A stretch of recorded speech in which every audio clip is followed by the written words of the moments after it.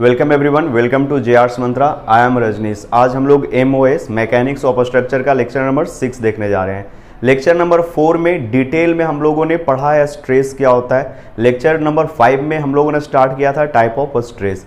ठीक है, तो स्ट्रेस के बारे में बताए थे किसी भी बॉडी या किसी मटेरियल ऑब्जेक्ट के ऊपर जब हम लोग कोई एक्सटर्नल फोर्स लगाते हैं तो वो एक्सटर्नल फोर्स उस ऑब्जेक्ट को डिफॉर्म करने की कोशिश करता है। डिफॉर्म करने की कोशिश करता है, डिफॉर्मेशन का मतलब होता है उसके शेप या साइज में चेंज करने की कोशिश करता है। कौन करता है? External force. तो बॉडी के अंदर जो भी मैटर होते हैं, जो भी मॉलिक्यूल्स होते हैं, उस डिफॉर्मेशन को रजिस्ट करता है। और बॉडी के अंदर के मॉलिक्यूल्स का जो रेजिस्टेंस होता है, रेजिस्टेंस अगेंस्ट डिफॉर्मेशन, वही कहलाता है स्ट्रेस। कहने का मतलब ये है कि जब भी हम लोग किसी भी ऑब्जेक्ट या किसी भी बॉडी के ऊपर बाहरी बल या एक्सटर्नल फोर्स अप्लाई करेंगे तो वो फोर्स यानी एक्सटर्नल फोर्स उसके शेप और साइज को चेंज करेगा, बट उसके अंदर के मॉलिक्यूल्स हैं, उसके अंदर का जो मैटर है, उस डिफॉर्मेशन को रोकने की कोशिश करेगा। मॉलिक्यूल्स के बीच में बॉन्ड होते हैं, कोहेशन फोर्स लगता है और ये सब उस फोर्स को रोकते हैं, रजिस्ट करते हैं। तो internal resistance against the deformation per unit area is called stress. ठीक है, ऑलरेडी ये सब देख चुके हैं। पिछले वीडियो लेक्चर में हम लोगों ने देखा था टेंसाइल स्ट्रेस क्या होता है, कंप्रेसिव स्ट्रेस क्या होता है और शियर स्ट्रेस क्या होता है। ये सब हम लोग लेक्चर 5 में देख चुके हैं। लेक्चर 6 होगा वो टोटल बेस्ड होगा इनडायरेक्ट स्ट्रेस, बेंडिंग स्ट्रेस और टॉर्सनल स्ट्रेस के बारे में। ठीक है, देखो डायरेक्ट स्ट्रेस में बताए थे टेंसाइल स्ट्रेस जो होता है वो टेंशन लोड या टेंशन फोर्स के कारण होता है। तो टेंसाइल स्ट्रेस में बताए थे कि किसी ऑब्जेक्ट के ऊपर जब हम लोग पुल फोर्स लगाते हैं, एक्सटर्नल पुल फोर्स होता है, वो क्या करता है? ऑब्जेक्ट के लेंथ को इंक्रीज करने की कोशिश करता है। तो उस फोर्स के अगेंस्ट में यानी टेंसाइल फोर्स या पुल फोर्स के अगेंस्ट में जो ऑब्जेक्ट के अंदर रेजिस्टेंस क्रिएट होता है उसको टेंसाइल स्ट्रेस बोलते हैं। स्ट्रेस कहने का मतलब क्या होता है? Internal resistance against deformation. तो टेंसाइल फोर्स के अगेंस्ट में जो भी रेजिस्टेंस क्रिएट होगा उसको टेंसाइल स्ट्रेस बोलेंगे। कंप्रेसिव लोड यानी पुश फोर्स जब लगाते हैं, ठीक है, तो उसके अगेंस्ट में जो भी स्ट्रेस डेवलप होगा बॉडी के अंदर, तो उस तरह के स्ट्रेस को हम लोग कंप्रेसिव स्ट्रेस बोलेंगे। और शियर क्या बोले थे कि फोर्स कुछ इस तरह से लगे कि ऑब्जेक्ट के अंदर एक टेंजेंशियल फोर्स या शियर फोर्स इंट्रोड्यूस हो जाए, सेटअप हो जाए, इंड्यूस्ड हो जाए, तो वो शियर फोर्स क्या करता है? टेंजेंशियल फोर्स क्या करता है? शियर ऑफ करने की कोशिश करता है। बताए थे पिछले वीडियो लेक्चर में कि व्हाट इज शियर ऑफ। ठीक है, शियर ऑफ होता क्या है, ठीक है, डिटेल में इसको बताए हैं। तो उस फोर्स के कारण जो भी ऑब्जेक्ट के क्रॉस सेक्शन में स्ट्रेस इंट्रोड्यूस होता है, इंड्यूस होता है या सेट होता है, उसी को बोला जाता है शियर स्ट्रेस। तो टेंजेंशियल फोर्स के अगेंस्ट में जो भी रेजिस्टेंस होगा बॉडी का वो कहलाएगा शियर स्ट्रेस। ठीक है, देखो फोर्स जो होता है एक नॉर्मल होता है, दूसरा टेंजेंशियल होता है। ये कोई ऑब्जेक्ट है, इस ऑब्जेक्ट के ऊपर इस तरह से कोई फोर्स लग रहा है, ये नॉर्मल डायरेक्शन में है तो इसको नॉर्मल फोर्स कहते हैं। और नॉर्मल फोर्स कंप्रेसिव या टेंसाइल हो सकता है। और एक फोर्स होता है टेंजेंशियल जो सरफेस के पैरेलल लगता है, और इसी टेंजेंशियल फोर्स को हम लोग शियर फोर्स भी कहते हैं। ये नॉर्मल फोर्स है और ये टेंजेंशियल फोर्स है जिसको शियर भी कहा जाता है। लेक्चर 5 में हम लोगों ने डिटेल में शियर स्ट्रेस के बारे में पढ़े हैं। आज के इस वीडियो लेक्चर में इनडायरेक्ट स्ट्रेस, बेंडिंग स्ट्रेस और टॉर्सनल स्ट्रेस के बारे में डिटेल से पढ़ते हैं। तो सबसे पहले आपको बेंडिंग स्ट्रेस होता क्या है इसके बारे में एक्सप्लेन कर देते हैं। टॉर्सनल स्ट्रेस होता क्या उसको एक्सप्लेन कर देते हैं, फिर बोर्ड पे उसको लिखकर एक बार और समझा देंगे। तो ऑलरेडी ये आपके कॉपी में होगा, कुछ भी नोट डाउन करने की जरूरत नहीं है, इरेज करके आगे बता रहे हैं। तो अब हम लोग इनडायरेक्ट स्ट्रेस में पहला देखते हैं बेंडिंग स्ट्रेस। बेंडिंग स्ट्रेस कहते किसको है? पहले तो ये समझ लीजिए, जब कोई सिंपली सपोर्टेड बीम होगा और उस बीम के ऊपर जब हम लोग एक लोड अप्लाई करेंगे तो ये बीम बेंड हो जाएगा। देखना यहाँ पे दिख रहा होगा, एक बीम है और उसके ऊपर हम लोग लोड अप्लाई किए तो उस लोड के कारण ये बीम है वो बेंड कर गया है। ठीक है, आई होप आपको ये समझ में आ रहा होगा। इसके बाद नेक्स्ट देखिए, यहाँ पे इस वीडियो से आपको क्लियर हो जाएगा कि जब किसी बीम को हम लोग बेंड कराते हैं तो ऊपर का जो लेयर है वो कंप्रेस्ड हो जाता है और नीचे का जो लेयर है वो इलोंग्रेट हो जाता है। ये छोटे से वीडियो से आप अच्छे से इस चीज़ को समझ पा रहे होंगे। तो जब भी कोई सिंपली सपोर्टेड बीम होता है तो उस सिंपली सपोर्टेड बीम के ऊपर जब हम लोग कोई फोर्स लगाते हैं, एक्सटर्नल फोर्स लगाते हैं, तो वो बीम है बेंड कर जाता है, और बेंड करने के कारण ऊपर वाला जो लेयर होता है, ऊपर वाला जो फाइबर होता है, उस फाइबर में कंप्रेशन आ जाता है, और नीचे वाला जो फाइबर है उस फाइबर में टेंशन आ जाता है। ठीक है, इतना चीज आपको समझ में आ गया होगा। देखना इस यहाँ पे आप ये देख पा रहे होंगे कि एक बिल्डिंग का कंपोनेंट है, और उस कंपोनेंट को हम लोग डिवाइड करके बीम को बाहर निकाले हैं, और उस बीम में फिर क्या हो रहा है कि हम लोग एक्सटर्नल फोर्स को अप्लाई कर रहे हैं, और एक्सटर्नल फोर्स जब उस बीम के ऊपर पर्टिकुलर बीम के ऊपर जब हम लोग एक्सटर्नल फोर्स अप्लाई करेंगे तो वो क्या करेगा, डिफ्लेक्ट कर जाएगा। ठीक है, इतना समझ में आया।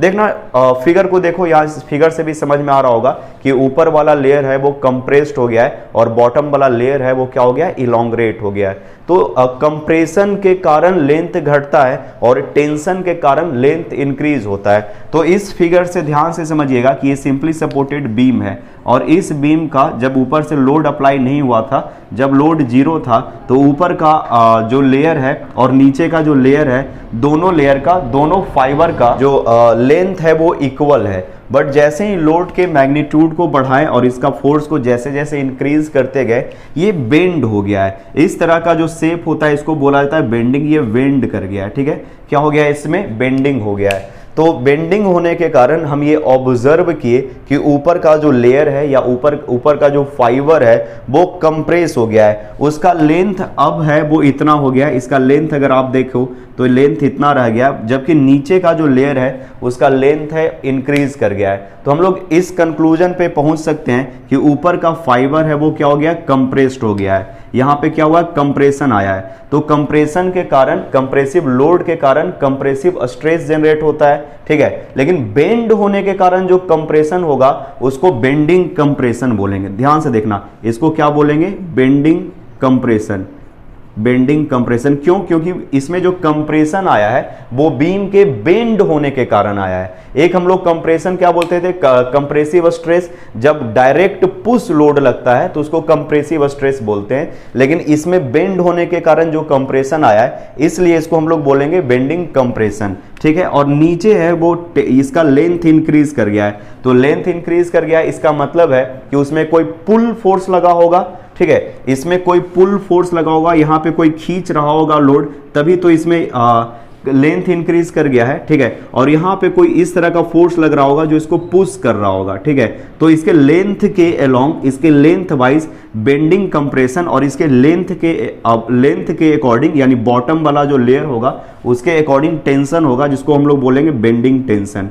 ठीक है, बेंड होने के कारण टेंशन आया है तो बेंडिंग टेंशन बोलेंगे। ठीक है, अब यही बेंडिंग टेंशन और बेंडिंग कंप्रेशन जो आ रहा है, इसी के अगेंस्ट में जो भी बॉडी रेजिस्टेंस शो करेगा, ठीक है, जो भी रेजिस्टेंस को शो करेगा इसके अंदर का मैटर, वही कहलाएगा बेंडिंग कंप्रेशन स्ट्रेस, या इसको बोल सकते हैं बेंडिंग स्ट्रेसेस। बेंडिंग स्ट्रेस दो तरह का होगा, बेंडिंग कंप्रेशन स्ट्रेस और बेंडिंग टेंशन स्ट्रेस। ठीक है, स्ट्रेस का मतलब क्या होता है, अंदर का जो मॉलिक्यूल्स है, जो मैटर है, डिफॉर्मेशन को रजिस्ट करने की कोशिश करता है। तो इसके अंदर जो बेंडिंग कंप्रेशन आ रहा है तो ऊपर बेंडिंग कंप्रेशन स्ट्रेस जनरेट होगा और नीचे बेंडिंग टेंशन स्ट्रेस जनरेट होगा। आई होप आपको समझ में आ गया होगा। तो जो भी कुछ अभी आपको यहाँ पे समझाए हैं पूरा बोर्ड पे लिखा हुआ है, इस चीज को देख लीजिए। देखना, when external load applied on a beam as shown in figure, जैसा कि आपको फिगर में शो कर रहा है, the upper layer, जो ऊपर का लेयर होगा, will be compressed, अपर का लेयर होगा वो कंप्रेस्ड हो जाएगा, and lower layer are in tension, और लोअर लेयर होगा वो टेंशन में होगा। ठीक है, due to bending of beam stresses are induced या सेटअप। इंड्यूस का मतलब क्या होता है, सेटअप। देखना यहाँ पे लिख देते हैं, set, SET, set up, set हो जाता है। ठीक है, तो देखो due to bending of beam stresses are induced या सेटअप इन फाइबर का दूसरा बोल सकते हैं layer of beam in the direction of their length are called bending stresses. तो लेंथ के अलोंग इसका लंबाई घट गया है और इसका लंबाई लेंथ है वो इंक्रीज कर गया है। तो लेंथ के अलोंग जो स्ट्रेसेस आएगा इसको बोलेंगे बेंडिंग स्ट्रेस। और बेंडिंग स्ट्रेस दो है, कंप्रेशन और नीचे टेंशन। समझ में आ गया। उसके बाद देखना compressive bending stress is denoted by sigma BC. यहां जो होगा स्ट्रेस होगा वो स्ट्रेस होगा सिग्मा बीसी और नीचे जो स्ट्रेस होगा वो सिग्मा बीटी होगा। Tensile stress is denoted by sigma BT. B stand for bending, T stand for tension. Sigma B stand for bending और T stand for tension. I hope समझ में आ गया होगा। यहाँ पे जो बेंडिंग स्ट्रेस का फॉर्मूला होता है वो आने वाले हम लोग यूनिट में पढ़ेंगे, जहाँ पे पढ़ेंगे इक्वेशन होता है बेंडिंग का m by I, sigma by और E बाई आर। ठीक है, ये इक्वेशन है जो आने वाले यूनिट्स में प्रूफ भी करेंगे, इससे रिलेटेड न्यूमेरिकल्स भी बनाएंगे। अभी सिर्फ आपको बेंडिंग स्ट्रेस का इंट्रोडक्शन लेना है। ठीक है, टाइप ऑफ स्ट्रेस हम लोग पढ़ रहे थे तो फिर से एक बार एक्सप्लेन कर देते हैं। जब बीम के ऊपर हम लोग कोई लोड लगाते हैं तो बीम बेंड हो जाता है। बेंड होने से जो भी स्ट्रेस जनरेट होगा उसको हम लोग बेंडिंग स्ट्रेस बोलेंगे। और हम लोग ये ऑब्जर्व किए कि ऊपर का लेयर है वो कंप्रेस हो गया, नीचे का लेयर इलोंग्रेट हो गया। और कंप्रेशन तभी होगा जब कोई पुश फोर्स लगेगा यानी कंप्रेसिव फोर्स लगेगा तो ऊपर बोल देंगे कि हम लोग बेंडिंग कंप्रेशन स्ट्रेस आ रहा है और नीचे टेंसाइल स्ट्रेस आ रहा है ड्यू टू बेंडिंग। समझ में आया। तो इसी को हम लोग सिग्मा बीसी और सिग्मा बीटी से रिप्रेजेंट करते हैं। पूरा पॉज करके नोट डाउन कर लीजिएगा और इस फिगर को आप बना लीजिएगा पेंसिल से। ठीक है, तो इसको इरेज करके आगे टॉर्सनल स्ट्रेस के बारे में बता रहे हैं। तो अब हम लोग नेक्स्ट देखते हैं टॉर्सनल स्ट्रेस।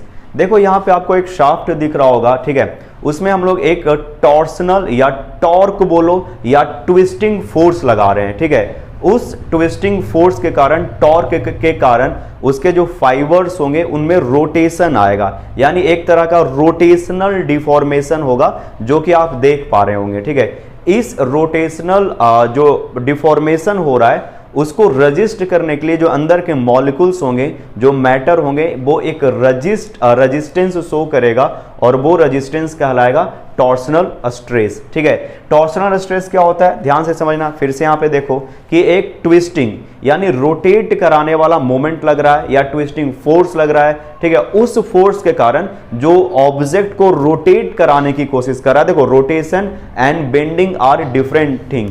एक तो क्या कराता है, रोटेट करवाता है यानी ऑब्जेक्ट को गोल गोल घुमाता है। ठीक है, और दूसरा होता है वो ऑब्जेक्ट को बेंड करा देता है यानी मोड़ देता है। तो ये दोनों चीज अलग अलग है। Twisting is the other thing and bending is the other thing. तो ट्विस्टिंग के अगेंस्ट में जो भी रेजिस्टेंस क्रिएट होगा उसी को हम लोग बोलेंगे ट्विस्टिंग स्ट्रेस या फिर टॉर्सनल स्ट्रेस। ठीक है, देखना यहाँ पे समझा रहे हैं। व्हेन टॉर्क क्या होता है, टॉर्क एक रोटेटिंग मोमेंट होता है, एक रोटेशनल फोर्स होता है are applied at the end of the shaft. किसी सैफ्ट के एंड पे देखना यहाँ पे आपको दिख रहा होगा, जब हम लोग एक रोटेटिंग फोर्स लगाते हैं तो वो क्या करता है, रोटेट करने की कोशिश करता है।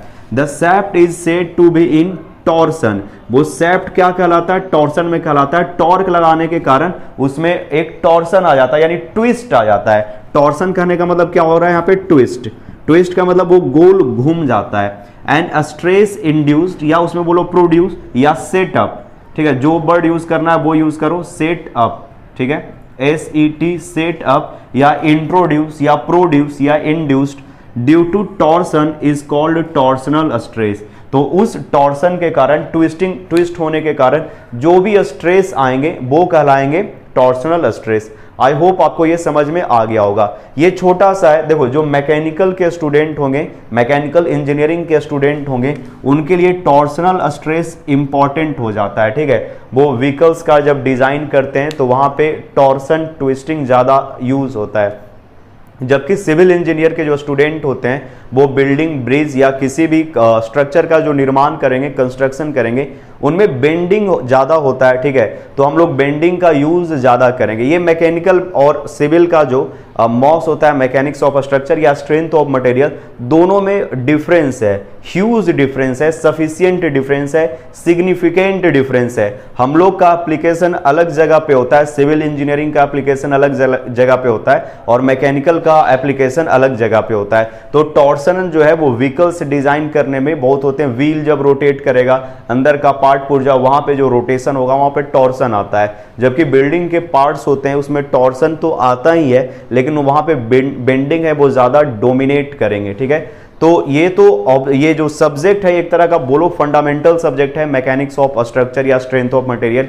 इसी के बेस पे आपका टॉस है वो डिपेंड करेगा कैसा होगा, थ्योरी ऑफ स्ट्रक्चर। इसी के ऊपर आपका डिपेंड करेगा कि स्टील डिजाइन कैसा होगा। इसी सब्जेक्ट के ऊपर डिपेंड करेगा कि आपका आरसीसी डिजाइन कैसा होगा। यानी मॉस सब्जेक्ट है वो आधार है, बेस है, फाउंडेशन है steel design, theory of structure और आरसीसी डिजाइन का। तो देखो तीनों सब्जेक्ट हम पढ़ाते हैं। ठीक है, आगे आप फ्यूचर में जब भी पढ़ोगे तो स्टील डिजाइन भी हम ही पढ़ाते हैं, थ्योरी ऑफ स्ट्रक्चर भी आप मेरे से ही पढ़ोगे और आरसीसी डिजाइन भी मेरे से पढ़ोगे। तो तीनों सब्जेक्ट का जो भी फाउंडेशन होगा जो यहाँ पे आएगा वो हम सब कुछ बताते जाएंगे आपको। ठीक है, मतलब एक तरह से कहो जो एक्स्ट्रा नोट तैयार होते जाएगा, और यही नोट फ्यूचर में आपको टॉस के जब क्वेश्चन करोगे, थ्योरी पढ़ोगे तो वहां पे हेल्प पाएंगे। आरसीसी का जब क्वेश्चन करोगे तो हेल्प पाएंगे, या स्टील डिजाइन का क्वेश्चन करोगे तो हेल्प पाएंगे। ठीक है, तो यहां से आपको फंडामेंटल जो है काफी स्ट्रांग हो जाएगा तीनों सब्जेक्ट का। ठीक है, क्योंकि यहां से जो मेरा पढ़ाने का एक्सपीरियंस या बेनिफिट है वो आपको मिलते जाएगा। उम्मीद करते हैं कि 100-135 के आसपास लेक्चर बनेगा एमओएस का। आपके डिप्लोमा कोर्स पे एमओएस मैकेनिक्स ऑफ स्ट्रक्चर का सिलेबस उतना ज्यादा नहीं है जितना बीटेक का है। ठीक है, तो हम कोशिश करेंगे कि पूरा का पूरा बीटेक का जो सिलेबस है वो कवर करवा दें, कि आप आगे आने वाले कोई भी कॉम्पिटिटिव एग्जाम में एक भी क्वेश्चन वहां से जो भी आएगा मॉस से वो आपसे बनना चाहिए। ठीक है, तो उम्मीद रखते हैं कि 130-135 लेक्चर में पूरा एमओएस को कंप्लीट कर देंगे। तो आज का वीडियो लेक्चर यहीं पे रखते हैं, मिलते हैं नेक्स्ट वीडियो लेक्चर में। Thank you. इसको पॉज करके आप लोग नोट डाउन कर लीजिएगा, और ये फिगर है ये ड्रॉ कर लीजिएगा। ये यहाँ पे साफ्ट है, SAHFT साफ्ट, और ये क्या है टॉर्सन बोलो। ठीक है, टॉर्क बोलो, टॉर्क अप्लाई किया जा रहा है। ठीक है, जो ट्विस्ट करेगा। तो इसको पॉज करके आप नोट डाउन कर लीजिए। मिलते हैं नेक्स्ट वीडियो लेक्चर में। Thank you.